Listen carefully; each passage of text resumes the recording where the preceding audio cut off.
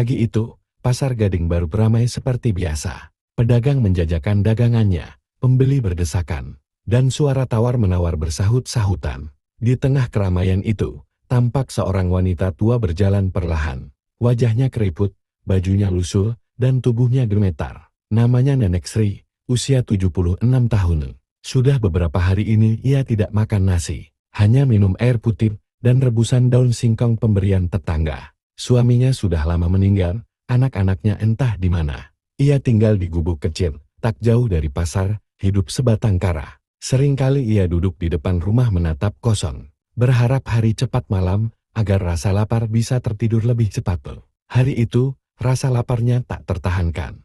Ia datang ke pasar bukan untuk belanja, tapi untuk berharap. Ia berjalan mendekati lapak makanan, menatap nasi bungkus di meja seorang penjual. Tangannya bergetar, matanya berair. Ia tahu itu bukan miliknya, tapi perutnya sudah terlalu sakit untuk peduli.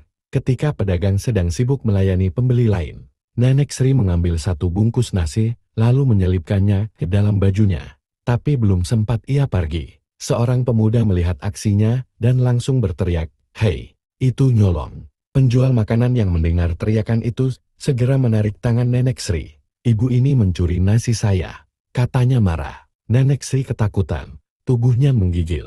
"Saya lapar dan maaf. Saya cuma mau makan," ucapnya lirih.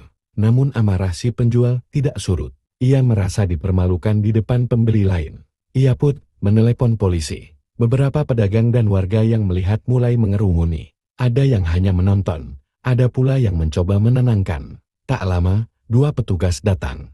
Mereka membawa Nenek Sri ke pos keamanan pasar untuk diperiksa. Di sana, nasi bungkus itu dibuka. Isinya hanya nasi, tahu, dan sambal. Harga tak sampai 10.000, tapi nilai rasa malunya jauh lebih mahal dari itu.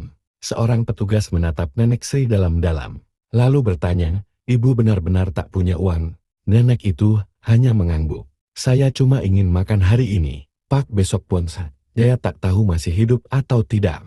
Petugas itu terdiam, tangannya mengepal. Di luar, suasana mulai ramai. Beberapa pembeli mulai merekam. Sebagian marah karena melihat nenek tua diperlakukan seperti pencuri besar. Tiba-tiba seorang wanita muda yang melihat kejadian dari awal datang mendekat. Ia menangis dan memeluk Nenek Sri. "Jangan laporkan beliau, Pak. Saya yang bayar. Saya juga yang salah. Kenapa saya bisa kenyang tapi membiarkan beliau lapar?" Penjual makanan yang tadinya emosi mulai terlihat menyesal. Ia tak menyangka nasi bungkusnya membuat seorang nenek dipermalukan sedemikian rupa. Ia akhirnya mencabut laporan dan meminta maaf. Hari itu, Nenek Sri tak jadi masuk sel, tapi harga diri dan hatinya telah luka. Ia pulang dengan langkah gontai, sambil memegang erat nasi bungkus yang sudah dingin. Tapi di jalan, banyak orang menyalami dan menawarkan bantuan. Kisahnya viral di media sosial, dan